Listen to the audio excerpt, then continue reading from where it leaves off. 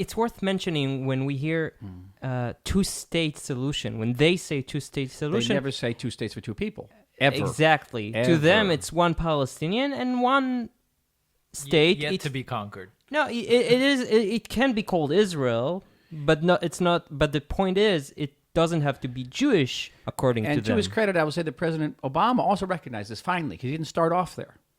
He understood that while the United States and Israel said 2 states for 2 people, the Palestinians only said 2 states because they didn't recognize the Jewish people. So think this through to the end. Game it with me. You have 2 states. One of them is recognized as legitimate. The other has no legitimacy. It's transient. It's not a permanent state. So you'd never find, and I mean not one Palestinian leader who would ever say 2 states for 2 people, who would ever say that the 2-state solution was a permanent and legitimate solution.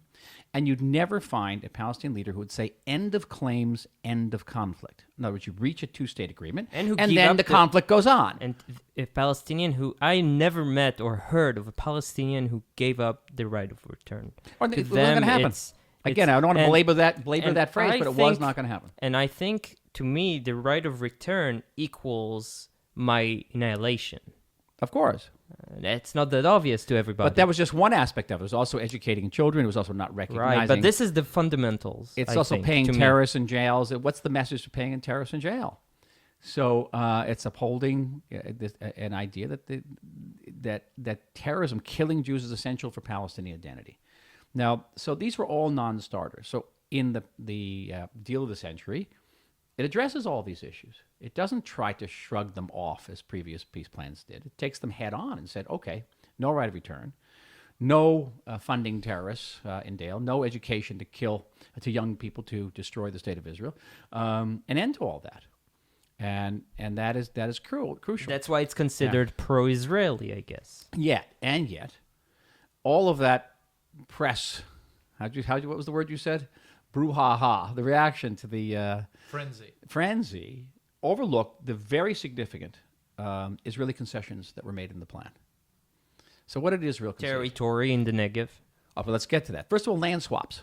The notion that Israel would compensate the Palestinians for land that would be annexed in the West Bank with land in sovereign Israel. And I must tell you, from an insider's viewpoint, we rejected this wholeheartedly during the Obama years. Yeah. Okay? We presume it will never get to that, I think. Who knows? I'm just saying the idea is there are new parameters. Because that's one of the last levels of the plan, right? But it's there, and we conceded it.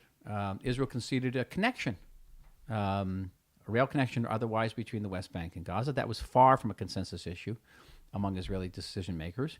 We conceded the fact that the Palestinian Authority would ultimately return to governing Gaza.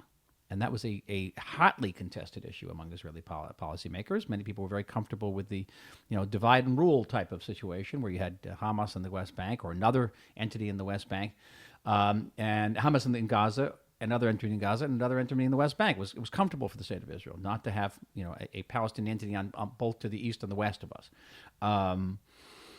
Many concessions. East Jerusalem concession. The Palestinian state, a huge concession for the more extreme Israeli right.